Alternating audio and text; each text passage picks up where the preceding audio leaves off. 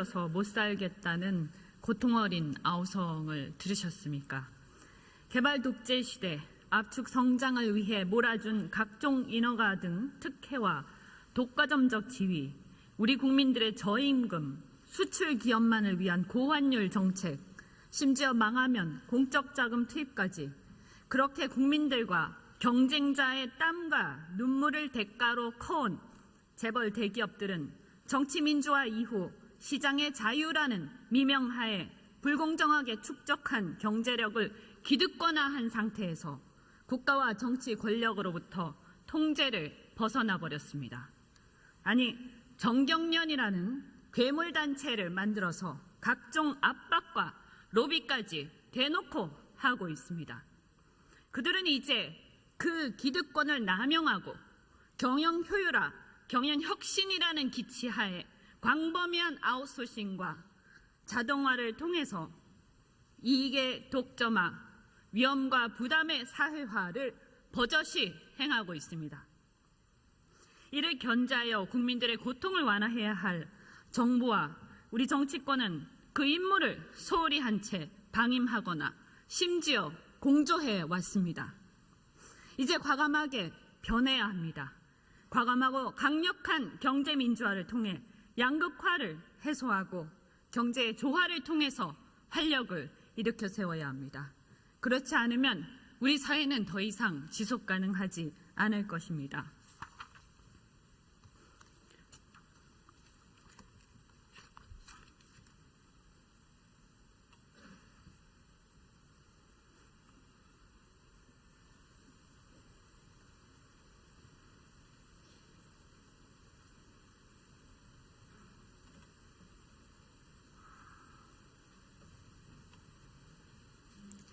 황교안 국무총리 나와주십시오.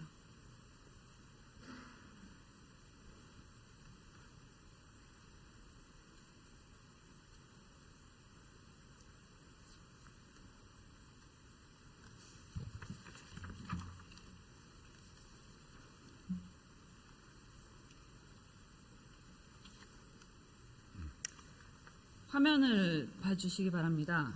공정거래위원회가 지난 7월 입법 예고를 마친 공정거래법 시행령 개정안입니다. 내용은 상호출자 제한 기업 집단 지정 기준 요건을 자산총액 합계 5조 원에서 10조 원으로 상향 조정하는 건데요. 알고 계시죠? 네, 알고 있습니다. 입법 예고안이 확정되게 되면 규제를 받던 기업이 65개 대기업 집단에서 25개 대기업 집단으로 줄어들게 됩니다. 이 규제 완화, 나쁜 규제 완화라고 생각하는데 어떻게 생각하십니까? 의원님 잘 아시는 바와 같이 공정거래법상 대기업 집단의 규제는 국민 경제에 차지하는 비중이 큰 대기업 집단의 경쟁력 집중을 억제하기 위한 그런 측면이 큽니다. 그동안 국민 경제 규모 확대 등 경제 여건 변화를 반영해야 될 때가 됐다는 여론이 많기 때문에 제도 취지에 맞게 규제 대상을 조정을 하고자 하는 것입니다. 예를 들면 87년도에는 지정 기준이 4천억이었습니다. 그것이 09년에 이제 5조 원으로 그렇게 10배 이상 이제 확장이 됐는데, 이번에 지정 기준 상향은 09년도에 시행 기준을 그간의 경제 여건 변화 등을 반영해서 현실성 있게 조정하기 위한 것입니다. 다만 의원님들도 걱정하시는 이런 여러 가지 것들이 있기 때문에 이런 지정 기준이 조정이 된다 하더라도 총수 일가의 사익 편취 금지 그리고 공시 의무의 두 제도는 현행 기준을 그대로 유지해서 일감 몰아주기 등의 부작용들이 방지될 수 있도록 경영의 투명성을 확보하기 위한 노력을 병행해서 진행을 하고 있습니다. 그 규제의 취지가 경제력 집중과 남용을 방지하자 이런 거 아니겠습니까? 그렇습니다. 그죠? 네. 그러면 경제 여건이 변화했다 이렇게 말씀하셨는데 우리나라의 경제력 집중과 남용, 우리 대기업 특히 재벌들 경제력 집중이 완화되었다 이렇게 생각하십니까? 지금 이제 특별히 그동안 대기업 집단 지정의 기준이 되었던 것은 자산 총액입니다. 자산 총액을 아까 제가 말씀드렸다시피 환경을 말씀을 하셔서 말씀드리는데 예, 예. 그 규제의 취지가 이미 다 달성이 어느 정도 돼서 완화할 필요가 있다 이렇게 생각하셔서 완화하는 겁니까? 라고 묻고 있습니다. 그것은 대기업 집단의 잘못된 행동들 이런 것들도 규제하는 한편 경제 전반의 성장도 같이 고려하는 그 양자 간의 양자의 균형 고려가 필요한데 지금 시점에서 그런 검토가 필요하다고 판단했다는 말씀입니다. 저는 이해할 수가 없는 게요. 지금 재벌 대기업들의 경제력 집중은 점점 더 심화되어 가고 있는데 이 규제를 더 강화시키지는 못할 망정 갑자기 왜 완화를 하는 겁니까? 예를 들면 카카오 같은 경우에 국내 1위 SNS 업체인데 이번 개정으로 규제 대상에서 빠지게 됩니다. 그러면 대리운전 시장 잠식, 미용실, 가사도우미 호출, 주차 서비스 이런 골목 상권에 대한 침해 논란 어떻게 하실 겁니까? 기본적으로 거듭 말씀드리면 이 대기업 집단에 대한 지정 제도는 대개 5년 단위로 이렇게 개선이 되어 왔습니다. 구조가 바뀌어 왔습니다. 우리 경제 규모가 커지니까 그것에 따라서 이렇게 바뀌었는데 앞에는 일몰이 있다고 하더라도요. 예. 규모가 커져도 그 규제하는 취지가 전혀 달성되지 않고 더 집중이 심화되고 있는데 그래도 강화해야 되는 거 아니에요? 왜 그래서 완화합니까? 말이 말씀드렸다시피 됩니까? 기본적인 조건을 그렇게 진행을 해왔는데 지금 이번 그 규제 부분은 09년도에 규정된 것을 지금 7년 만에 바꾸는 것이고 지금 의원님 말씀 걱정하시는 이런 부분에 관해서는 보완책들을 예를 들면 아까 제가 말씀드린 것처럼 총수 일가의 사익 편취 금지라든지 또 공시 의무 등을 그대로 유지하고 있습니다. 이런 부분들은 지금처럼 5억 이상이면 다 적용이 될 수 있도록 그렇게 하고 있고 중소기업이나 작은 기업들에 대해서 대기업들 과거에 대기업 규제를 받던 것이 이제 풀렸다 하더라도 이 부분에 관해서는 중소기업 관리 차원에서 별도로 또 관리하고 규제하고 공정거래에 침해되는 이런 부분들은 여전히 단속을 하고 있다는 점을 말씀드립니다. 이미 침해되고 나면 늦습니다. 다 망하고 피눈물 흘리고 나면 늦습니다. 언제부터 도대체 제대로 할 겁니까? 정부가요 경제민주화하겠다고 집권을 하고 약속을 파기까지 하더니 이제는 후퇴시키고 있습니다. 저는 용납할 수 없다 이렇게 생각하고요. 재고하셔야 합니다. 잠깐 한 가지만 좀 덧붙여서 다른 사안인데 말씀을 좀 드리겠습니다. 최근에 사드 도입 이후에 중국이 한류에 대한 제재를 가하고 있다 이런 얘기 들으셨습니까? 그런 보도와 얘기들이 있어서 정부도 면밀하게 체크를 하고 있습니다. 중국의 방송시장 규모가 우리나라의 한 10배 정도 되기 때문에 이 우리나라 콘텐츠가 중국 눈치를 볼 수밖에 없습니다. 그래서 중국 자본이 작가나 출연자들 몸값을 천정부지를 올려놔서 제작 비용이 감당이 안 되고 있는 상황인데 이 한류 콘텐츠가 정치 경제적 문제에서 벗어나 자생력을 갖출 수 있도록 국내 시장을 키울 필요가 있습니다. 적극적인 지원을 좀 해주시고요. 예, 해주시겠습니까? 예, 지금 정부도 의원님 말씀하시는 이런 한류 콘텐츠의 확장을 위한 여러 노력들을 하고 있고 최근에는 문화 창조를 융합한 문화 창조 융합 벨트를 만들어서 시스템으로 지원하는 이런 방안들을 만들고 지금 추진하고 있습니다. 계속 앞서서도 질문들을 하셨는데 이 미르하고 K스포츠 재단 질문 안 할 수가 없습니다. 상호 독립된 재단입니다. 그리고 설립 시기도 2달 반이나 차이가 있고요. 그럼에도 불구하고 창립총회 회의록, 회의 장소 등이 동일합니다. 목적이 다른 두 재단이 보유하고 있는 사무실 집기, 종료와 가액까지 토시 하나 틀리지 않고 신청서를 보면 같습니다. 그럼 화면을 보시겠습니까? 자, 총리님, 이게 우연일까요? 어떻게 해서 가액까지 다 같습니까? 경위는 확인해 봐야 되겠습니다. 이게 같은 그 주체가 만든 그런 재단이기 때문에 그런 것인지 한번 그런 내용들은 알아봐야 되겠습니다. 같은 주체라고 거의 보입니다.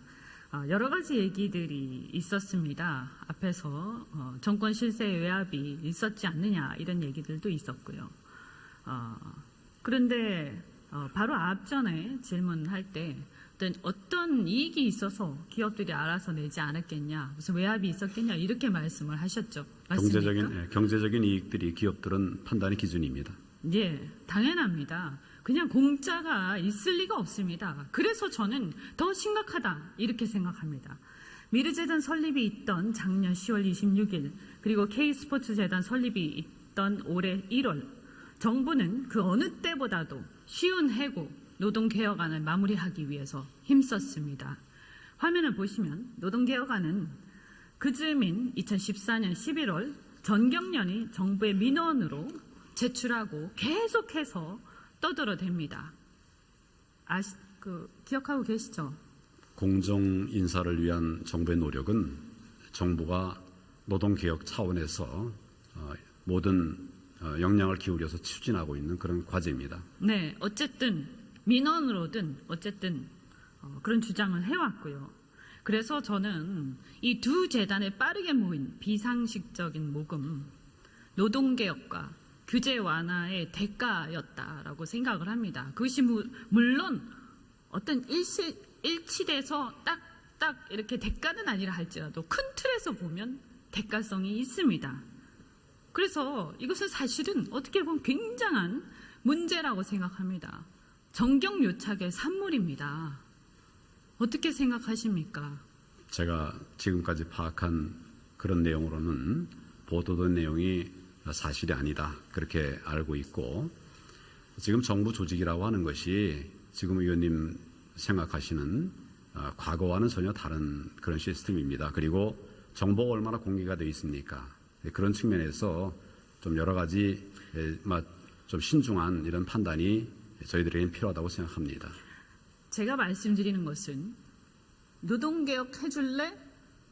기부해줄게 이런 식의 대가를 말씀드리는 게 아니라 큰 틀에서 공감대를 가지고 큰 틀에서 거대한 정치 권력과 경제 권력의 카르텔이 형성돼 있다라는 것이고, 어떻게 보면 이것은 이 정부만의 일은 아니었을지도 모릅니다. 근데 우리가 이 문제를 심각하게 바라보고 더 이상 이런 일이 없어야 된다라는 말씀을 드리고요. 저는 이 정경련이라는 존재 다시 한번 생각해 봐야 된다 생각합니다. 우리가 너무나 익숙하기 때문에 당연하게 생각해 왔는지 모르지만 도대체 전국 경제인 연합회 뭐 하는 곳입니까? 전국 경제인입니까? 그분들이? 재벌들이 모여서 자신들의 이익을 지키기 위해서 정부를 대고 로비를 하고 국회에 와서 로비를 하고 어떤 경제 정책이 있으면 그것을 대고 자기들의 이익을 지키기 위한 성명을 발표하고, 어느 나라에 이런 집단이 있습니까? 경제력 집중도 모자라서. 지금 우리나라에 경제단체가, 큰 경제단체가 6군데가 있습니다. 경제단체뿐만 단체를 만드는 것이 아니라 우리 대부분의 그런 그 많은 사람들의 공동체들이 그런 공동체를 만들고 단체를 만들고 이렇게 하고 있는데, 그 단체 자체가 의원님 걱정하시는 것처럼 그렇게 아주 모든 것들이 다 잘못된 것이냐, 그렇다고 그러면 그건 아니요, 입증에 제가 의해서 얘기하는 거는요, 말할 수 있습니다. 경총도 있죠. 근데 경영자 총회하고 이게 같습니까? 경총이 있으면 됐지 정경련 왜 필요합니까? 그리고 그분들이 뭐길래 청와대를 들락날락하면서 우리나라 경제정책에 대해서 감나라 배나라 합니까? 청와대를 들락날락할 것 해체해야 된다고 같으면 저는 생각합니다. 저에게도 좀 왔어야 되는데 거기 단체에서 저에게 와서 부탁한 일 없습니다. 오히려 제가 필요해서 요청하고 이렇게 해달라 저렇게 해달라. 그분들이 뭐길래 어떤 대표성을 갖고 있길래 요청을 해서 그분들 의견을 듣습니까? 한번 생각을 해보십시오. 경제인들을 대표하는 단체입니다. 6개 경제단체가 해당되는 지역의 그러니까요. 경제단체, 6개 경제인들을 경제단체들이 있는데 그 중에 다른 건 모르겠습니다. 전경련, 전국경제인연합회, 우리나라 재벌 대기업들의 연합회, 감히 어떻게 대놓고 로비를 하고 경제정책에 대해서 왈가왈부합니까? 그것을 왜 우리는 들어야 하고 왜 성명을 발표하면 그것이 문제가 돼야 됩니까? 저는 이 문제에 대해서 우리가 근본부터 다시 시작해보고 우리나라 경제에서 과연 이제 정경련이라는 존재가 과연 필요한 것인가? 그리고 이렇게 대놓고 로비해도 되는 것인가? 대놓고 입장을 경제력 집중된 단체들이, 경제민주화의 대상들이 대놓고 입장을 발표하고 이렇게 할 수 있는 나라인가에 대해서 우리 정치권이 한번 생각해 봐야 된다고 생각합니다. 경제단체들은 대기업도 있고 중견기업도 있고 중소기업도 있고 여성경제단체도 있고 다양한 단체들이 있어서 그러면 이름을 재벌 다양한 단체들이 대기업 있어서 연합회라고 그 단체들이 바꿔야 하지 않겠습니까? 그 회원들과 함께 우리 경제 발전과 또 물론 회원들의 이익을 뭐 같이 공유하겠지요. 그렇지만 그런 단체들이 잘못된 부분은 잘못된 부분대로 고쳐나가고 또 건의하는 것들은 듣고 우리가 판단해서 정책에 반영할 부분들을 반영하고 이렇게 해오고 있습니다. 네, 한번 다시 한번 생각해 보시고요. 예, 이제 가보셔도 좋습니다.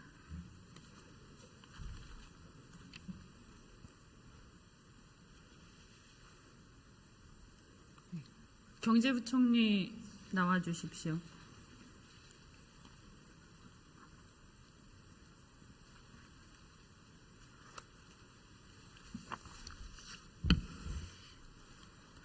부총리님, 예. 전경련 뭐 하는 곳입니까? 그 경제인들이 모여서 여러 가지 자기네끼리 필요한 일을 협의도 하고 하는 것으로 그렇게 알고 있습니다. 경제인들이라 하면 누구입니까? 제가 확인을 해보니까 작년 말 기준으로 회원 수가 600개사라고 합니다. 그리고 이제 공공기관도 일부 좀 들어가 있습니다만은, 그래서 제조업이 제일 많고 여러 회사들이 해서 600개사가 모여 있다고 합니다.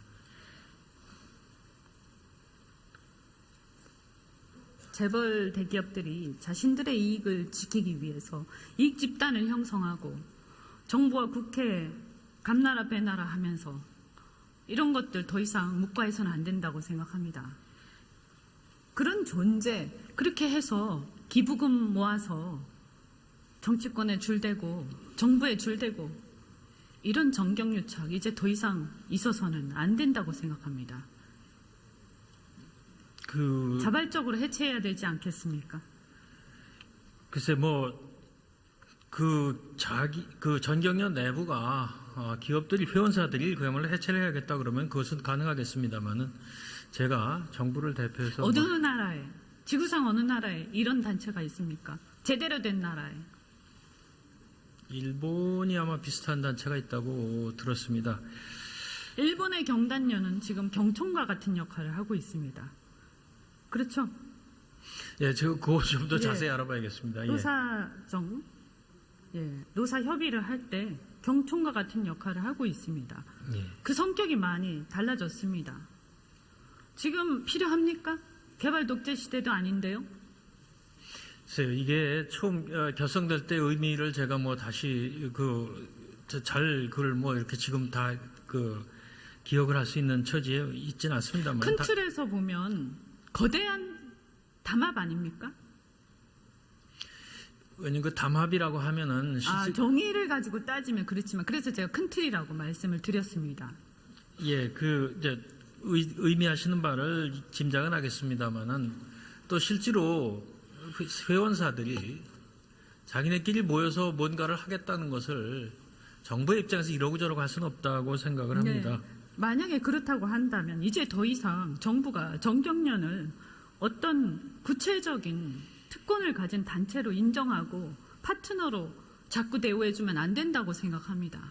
지금 정부가 정경련을 무슨 특권을 가진 단체라고 하는 것은 파트너로 없습니다. 대우해주잖아요. 어느 경제단체가 감히 청와대에 왔다 갔다 하면서 이런저런 경제정책에 대해서 감나라 배나라 합니까? 어느 경제단체가 경제정책에 대해서 국회의원들의 경제정책에 대해서 논의에 대해서 성명을 내고 그리고 그런 것들이 경제신문에 나오고 그렇게 합니까? 청와대나 이런데 와서 감나라 배나라 하는 것은 저는 그렇지 않다고 생각합니다. 그리고 만나주십니까? 모든 경제단체가 찾아오면 다 만나주십니까? 저는 특별하게 구체적으로 어떤 집단이 모여서 뭘 위해서 한다라는 게 분명해야죠.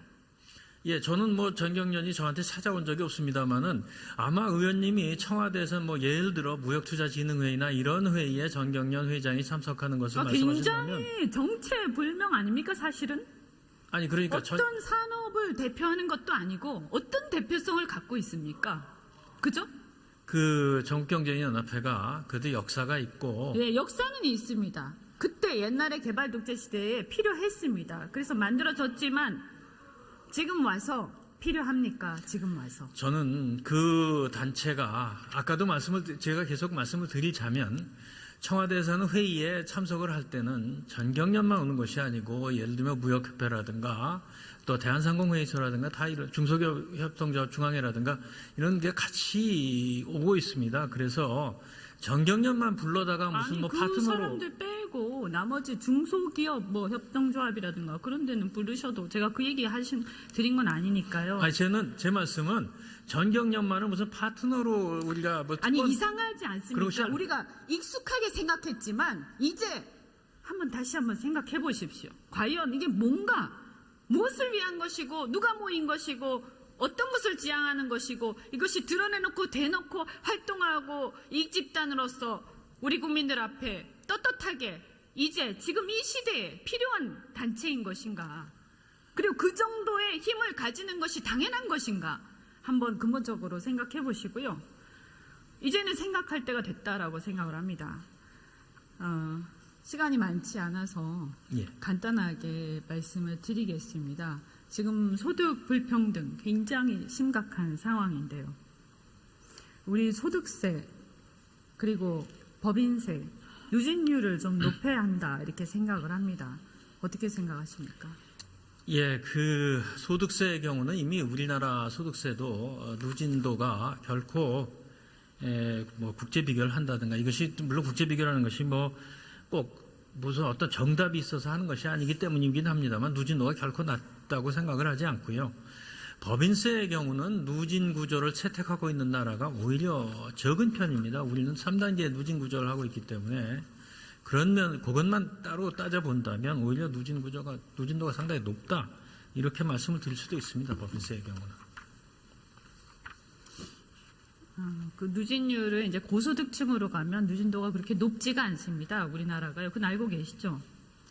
그 어떤 뜻으로 누진도라는 것은 보통 그 세금 그 해당 세금 전체 1억 5천만 원 이상부터는 이렇게 누진도가 그 이렇게 그 기울기가 상당히 낮지 않습니까? 그 최고 세율 구간이 네. 좀 작지 않냐? 35가 네. 딴 데다 5%인데 네. 3% 아니냐 이런 말씀이라고 하시면 뭐 그런 측면도 있습니다만은 그것은 전체 누진도로 봐야 한다고 생각을 합니다. 그러니까 어떤 경우에는 최고 세율 구간은 뭐 한 1%만 올려놓는 경우도 있을 수가 있고 또 과표 구간과 별개로 그 세율 구간과 별개로 과표 구간이 또 있어서 얼마 사이를 두느냐 하는 그 측면도 있다고 봅니다. 소득 양극화가 심각하기 때문에 그 소득 양극화를 해소하기 위해서 재정 정책에서 최선을 다해야 한다고 생각합니다.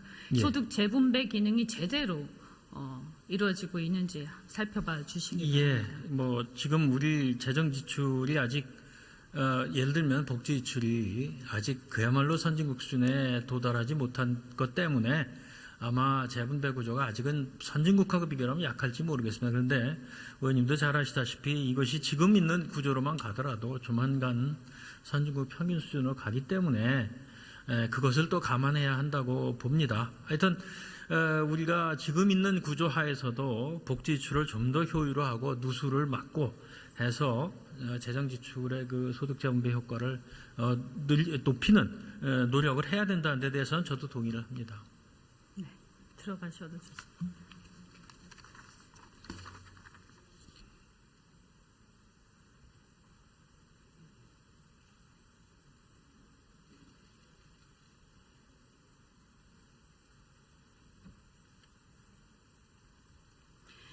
힘은 집중되면 반드시 남용됩니다. 그래서 우리는 정치민주화를 통해서 독재 권력을 무너뜨렸고 시스템을 통해 권력의 견제와 균형을 지키려고 애쓰고 있습니다.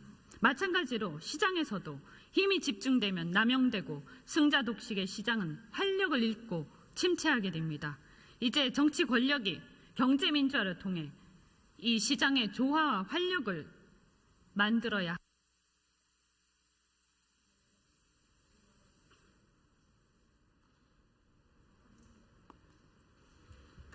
해서 못 살겠다는 고통 어린 아우성을 들으셨습니까? 개발 독재 시대 압축 성장을 위해 몰아준 각종 인허가 등 특혜와 독과점적 지위, 우리 국민들의 저임금, 수출 기업만을 위한 고환율 정책, 심지어 망하면 공적 자금 투입까지 그렇게 국민들과 경쟁자의 땀과 눈물을 대가로 커온 재벌 대기업들은 정치 민주화 이후 시장의 자유라는 미명하에 불공정하게 축적한 경제력을 기득권화한 상태에서 국가와 정치 권력으로부터 통제를 벗어나 버렸습니다. 아니, 정경련이라는 괴물단체를 만들어서 각종 압박과 로비까지 대놓고 하고 있습니다. 그들은 이제 그 기득권을 남용하고 경영 효율화, 경영 혁신이라는 기치하에 광범위한 아웃소싱과 자동화를 통해서 이익의 독점화, 위험과 부담의 사회화를 버젓이 행하고 있습니다. 이를 견제하여 국민들의 고통을 완화해야 할 정부와 우리 정치권은 그 임무를 소홀히 한 채 방임하거나 심지어 공조해 왔습니다. 이제 과감하게 변해야 합니다.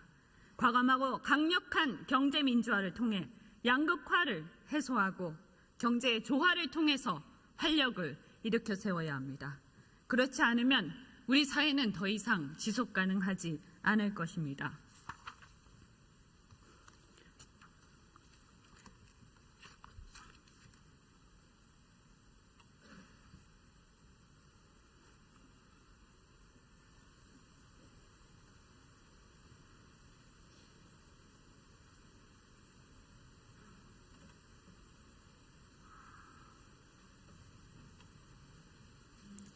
황교안 국무총리 나와 주십시오.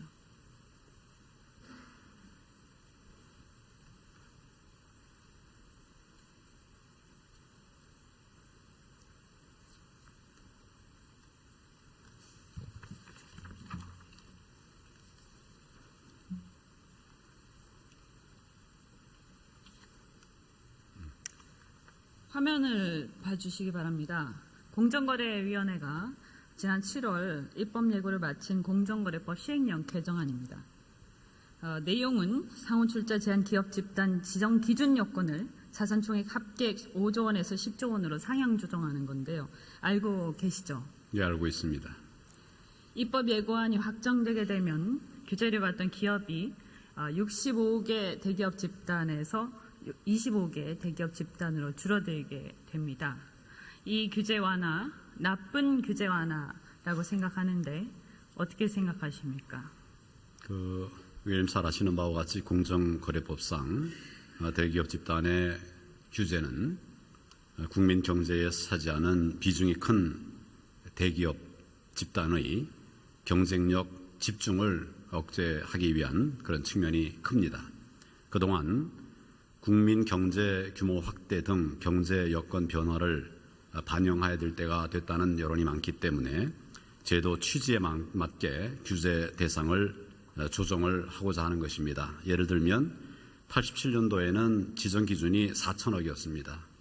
그것이 09년에 이제 5조 원으로 그렇게 10배 이상 이제 확장이 됐는데 이번에 지정 기준 상향은 09년도에 시행 기준을 그간의 경제 여건 변화 등을 반영해서 현실성 있게 조정하기 위한 것입니다. 다만 의원님들도 걱정하시는 이런 여러 가지 것들이 있기 때문에 이런 지정 기준이 조정이 된다 하더라도 총수 일가의 사익 편취 금지 그리고 공시 의무의 두 제도는 현행 기준을 그대로 유지해서 일감 몰아주기 등의 이런 단체가 있습니까? 제대로 된 나라에. 일본이 아마 비슷한 단체가 있다고 들었습니다. 일본의 경단련은 지금 경총과 같은 역할을 하고 있습니다. 그렇죠? 예, 제가 그거 좀 더 예. 자세히 알아봐야겠습니다. 예. 노사정, 노사 협의를 할 때 경총과 같은 역할을 하고 있습니다. 예. 그 성격이 많이 달라졌습니다. 지금 필요합니까? 개발 독재 시대도 아닌데요. 글쎄요, 이게 처음 결성될 때 의미를 제가 뭐 다시 그걸 뭐 이렇게 지금 다 기억을 할 수 있는 처지에 있지는 않습니다만. 큰 틀에서 보면 거대한 담합 아닙니까? 왜냐면 그 담합이라고 하면은 정의를 가지고 따지면 그렇지만 그래서 제가 큰 틀이라고 말씀을 드렸습니다. 예, 이제 의미하시는 바를 짐작은 하겠습니다만은 또 실제로 회원사들이 자기네끼리 모여서 뭔가를 하겠다는 것을 정부의 입장에서 이러고 저러고 할 수는 없다고 생각을 합니다. 네. 만약에 그렇다고 한다면 이제 더 이상 정부가 정경련을 어떤 구체적인 특권을 가진 단체로 인정하고 파트너로 자꾸 대우해주면 안 된다고 생각합니다. 지금 정부가 그 정경련은 무슨 특권을 가진 단체라고 하는 아니 것은 파트너로 없습니다. 대우해주잖아요. 어느 경제 단체가 감히 청와대에 왔다 갔다 하면서 이런저런 경제 정책에 대해서 감나라 배나라 합니까? 어느 경제 단체가 경제 정책에 대해서 국회의원들의 경제 정책에 대해서 논의에 대해서 성명을 내고 그리고 그것들이 경제신문에 나오고 그렇게 합니까? 청와대나 뭐 이런데 와서 감나라 배나라 하는 것은 저는 그렇지 않다고 생각합니다. 그리고 만나주십니까? 모든 경제단체가 찾아오면 다 만나주십니까? 저는 특별하게 구체적으로 어떤 집단이 모여서 뭘 위해서 한다라는 게 분명해야죠. 예, 저는 뭐 정경련이 저한테 찾아온 적이 없습니다만은 아마 의원님이 청와대에서 뭐 예를 들어 무역투자진흥회의나 이런 회의에 정경련 회장이 참석하는 것을 말씀하신다면 굉장히 정체불명 아닙니까 사실은? 아니 그러니까 어떤 산업을 대표하는 것도 아니고 어떤 대표성을 갖고 있습니까? 그죠? 그 전국경제연합회가 그래도 역사가 있고 예, 역사는 있습니다. 그때 옛날에 개발 독재 시대에 필요했습니다. 그래서 만들어졌지만 지금 와서 필요합니까? 지금 와서. 저는 그 단체가 아까도 제가 계속 말씀을 드리자면 청와대에서는 회의에 참석을 할 때는 전경련만 오는 것이 아니고 예를 들면 무역협회라든가 또 대한상공회의소라든가 다 이런 중소기업협동조합 중앙회라든가 이런 게 같이 오고 있습니다. 그래서 전경련만 불러다가 무슨 뭐 그 파트너로 사람들 빼고 나머지 중소기업 뭐 협동조합이라든가 그런 데는 부르셔도 제가 그 얘기 드린 건 아니니까요. 아니 제 말씀은 전경련만을 무슨 파트너로 우리가 뭐 아니 이상하지 않습니까? 그러고 우리가 익숙하게 생각했지만 이제 다시 한번 생각해 보십시오. 과연 이게 뭔가 무엇을 위한 것이고 누가 모인 것이고 어떤 것을 지향하는 것이고 이것이 드러내놓고 대놓고 활동하고 이 집단으로서 우리 국민들 앞에 떳떳하게 이제 지금 이 시대에 필요한 단체인 것인가? 그리고 그 정도의 힘을 가지는 것이 당연한 것인가? 한번 근본적으로 생각해 보시고요. 이제는 생각할 때가 됐다라고 생각을 합니다. 시간이 많지 않아서 예. 간단하게 말씀을 드리겠습니다. 지금 소득 불평등 굉장히 심각한 상황인데요. 우리 소득세 그리고 법인세 누진율을 좀 높여야 한다 이렇게 생각을 합니다. 어떻게 생각하십니까? 예, 그 소득세의 경우는 이미 우리나라 소득세도 누진도가 결코 뭐 국제 비교를 한다든가 이것이 물론 국제 비교라는 것이 뭐 꼭 무슨 어떤 정답이 있어서 하는 것이 아니기 때문이긴 합니다만 누진도가 결코 낮다고 생각을 하지 않고요. 법인세의 경우는 누진 구조를 지금 우리나라에 경제단체가 큰 경제단체가 6군데가 있습니다. 경제단체뿐만 단체를 만드는 것이 아니라 우리 대부분의 그런 그 많은 사람들의 공동체들이 그런 공동체를 만들고 단체를 만들고 이렇게 하고 있는데 그 단체 자체가 의원님 걱정하시는 것처럼 그렇게 아주 모든 것들이 다 잘못된 것이냐 그렇다고 그러면 그건 아니요. 입증에 제가 의해서 얘기하는 거는요. 말할 수 있습니다. 경총도 있죠. 근데 경영자 총회하고 이게 같습니까? 경총이 있으면 됐지. 정경련 왜 필요합니까? 그리고 지금 그분들이 경제단체가 뭐길래 청와대를 청와대를 들락날락하면서 우리나라 경제 정책에 대해서 감나라 배나라 합니까? 청와대를 들락날락할 것 해체해야 된다고 같으면 저는 생각합니다. 저에게도 좀 왔어야 되는데 거기 단체에서 저에게 와서 부탁한 일 없습니다. 오히려 제가 필요해서 요청하고 이렇게 해달라 저렇게 해달라. 그분들이 뭐길래 어떤 대표성을 갖고 있길래 요청을 해서 그분들 의견을 듣습니까? 한번 생각을 해보십시오. 경제인들을 대표하는 단체입니다. 6개 뭘 경제단체가 해당되는 지역에 그러니까요. 경제단체, 6개의 경제인들을 경제단체들이 있는데 그 중에 다른 건 모르겠습니다. 전경련, 전국경제인연합회, 우리나라 재벌 대기업들의 연합회, 감히 어떻게 대놓고 로비를 하고 경제정책에 대해서 왈가왈부합니까? 그것을 왜 우리는 들어야 하고 왜 성명을 발표하면 그것이 문제가 돼야 됩니까? 저는 이 지금 문제에 대해서 우리가 근본부터 다시 시작해보고 우리나라 경제에서 과연 이제 정경련이라는 존재가 과연 필요한 것인가? 그리고 이렇게 대놓고 로비해도 되는 것인가? 대놓고 입장을 경제력 집중된 단체들이 경제민주화의 대상들이 대놓고 입장을 발표하고 이렇게 할 수 있는 나라인가에 대해서 우리 정치권이 한번 생각해 봐야 된다고 생각합니다. 경제단체들은 대기업도 있고 중견기업도 있고 중소기업도 있고 여성경제단체도 있고 다양한 단체들이 있어서 그러면 이름을 재벌 다양한 단체들이 대기업 있어서 연합회라고 그 단체들이 바꿔야 하지 않겠습니까? 그 회원들과 함께 우리 경제 발전과 또 물론 회원들의 이익을 뭐 같이 공유하겠지요. 그렇지만 그런 단체들이 잘못된 부분은 잘못된 부분대로 고쳐나가고 또 건의하는 것들은 듣고 우리가 판단해서 정책에 반영할 부분들을 반영하고 이렇게 해오고 있습니다. 네, 다시 한번 생각해 보시고요. 예, 이제 가보셔도 좋습니다.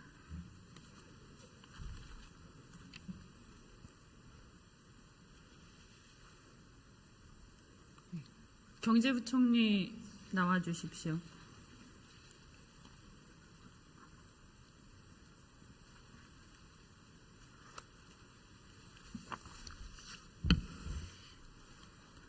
부총리님, 예. 전경련 뭐 하는 곳입니까? 그 경제인들이 모여서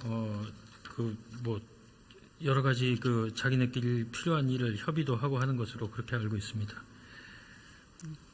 경제인들이라 하면 누구입니까? 제가 확인을 해보니까 작년 말 기준으로 회원 수가 600개사라고 합니다.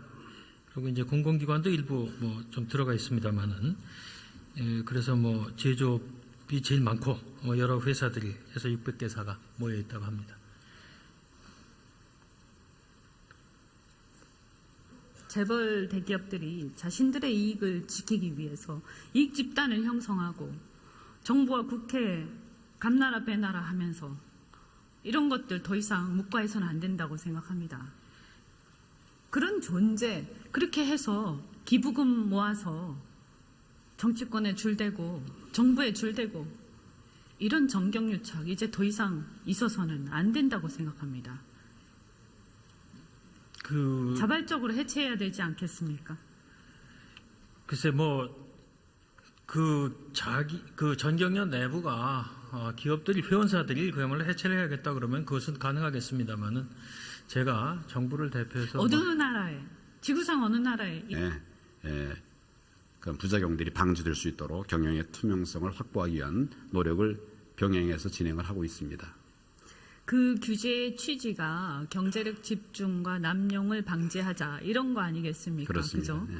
그러면 경제 여건이 변화했다 이렇게 말씀하셨는데 우리나라의 경제력 집중과 남용, 우리 대기업 특히 재벌들 경제력 집중이 완화되었다 이렇게 생각하십니까? 지금 이제 특별히 그동안 대기업 집단 지정의 기준이 되었던 것은 자산 총액입니다.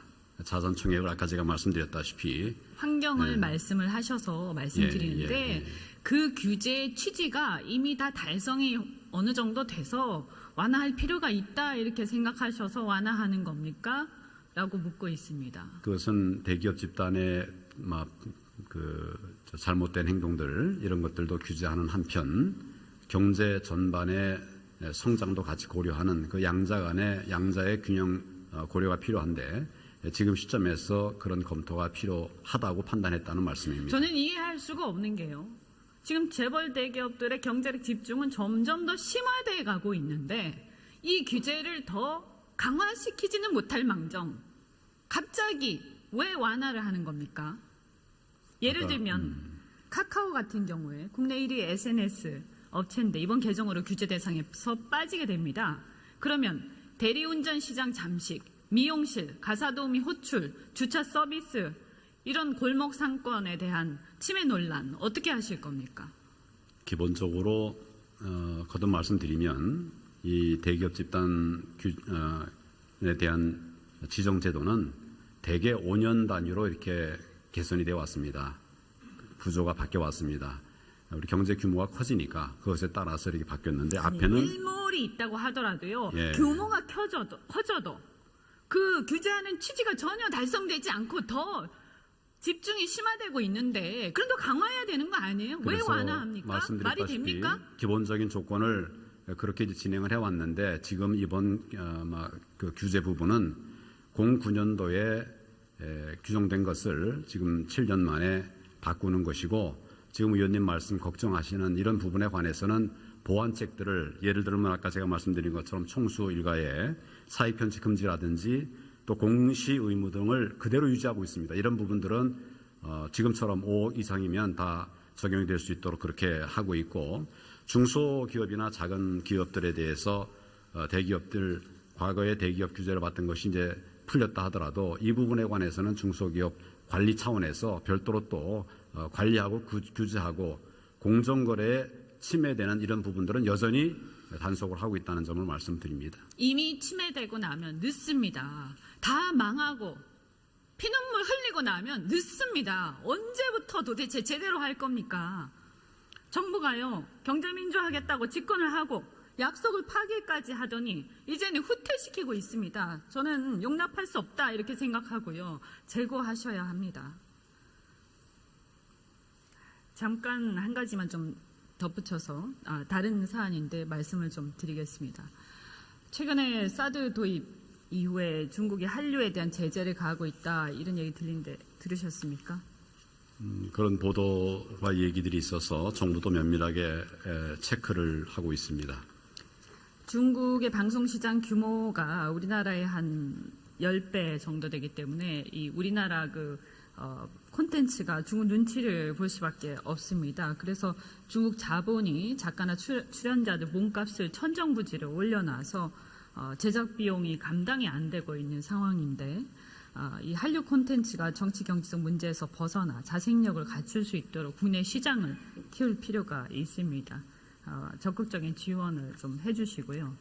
네, 해주시겠습니까? 예, 지금 정부도 의원님 말씀하시는 이런 한류 콘텐츠의 확장을 위한 여러 노력들을 하고 있고 최근에는 문화 창조를 융합한 문화 창조 융합 벨트를 만들어서 시스템으로 지원하는 이런 방안들을 만들고 지금 추진하고 있습니다.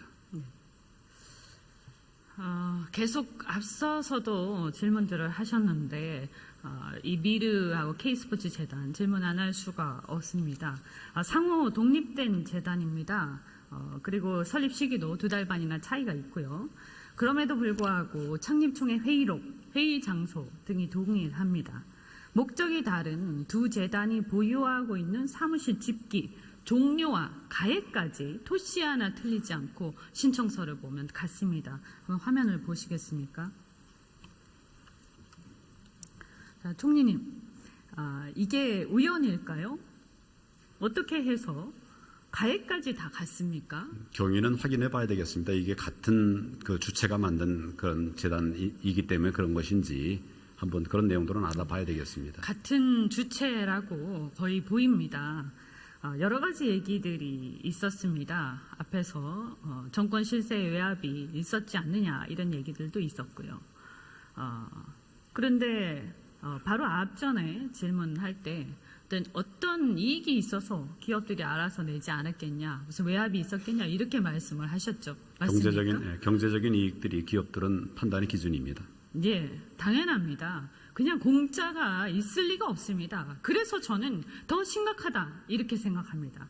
미르재단 설립이 있던 작년 10월 26일 그리고 K스포츠재단 설립이 있던 올해 1월 정부는 그 어느 때보다도 쉬운 해고 노동개혁안을 마무리하기 위해서 힘썼습니다. 화면을 보시면 노동개혁안은 그즈음인 2014년 11월 전경련이 정부의 민원으로 제출하고 계속해서 떠들어댑니다. 기억하고 계시죠? 공정 인사를 위한 정부의 노력은 정부가 노동개혁 차원에서 모든 역량을 기울여서 추진하고 있는 그런 과제입니다. 네, 어쨌든 민원으로든 어쨌든 그런 주장을 해왔고요. 그래서 저는 이 두 재단에 빠르게 모인 비상식적인 모금, 노동개혁과 규제 완화의 대가였다라고 생각을 합니다. 그것이 물론 어떤 일치돼서 딱 이렇게 대가는 아니라 할지라도 큰 틀에서 보면 대가성이 있습니다.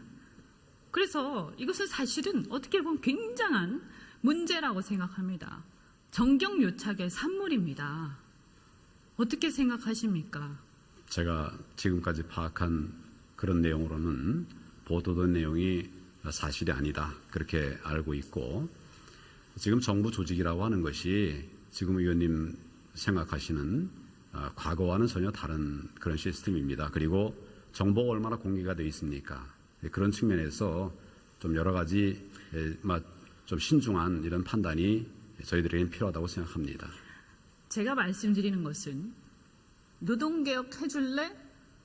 기부해줄게. 이런 식의 대가를 말씀드리는 게 아니라 큰 틀에서 공감대를 가지고 큰 틀에서 거대한 정치 권력과 경제 권력의 카르텔이 형성돼 있다라는 것이고, 어떻게 보면 이것은 이 정부만의 일은 아니었을지도 모릅니다. 근데 우리가 이 문제를 심각하게 바라보고 더 이상 이런 일이 없어야 된다라는 말씀을 드리고요. 저는 이 정경련이라는 존재 다시 한번 생각해 봐야 된다 생각합니다. 우리가 너무나 익숙하기 때문에 당연하게 생각해 왔는지 모르지만 도대체 전국경제인연합회 뭐 하는 곳입니까? 전국경제인입니까? 그분들이? 재벌들이 모여서 자신들의 이익을 지키기 위해서 정부를 대고 로비를 하고 국회에 와서 로비를 하고 어떤 경제 정책이 있으면 그것을 대고 자기들의 이익을 지키기 위한 성명을 발표하고, 어느 나라에 이런 집단이 있습니까? 경제력 집중도 모자라서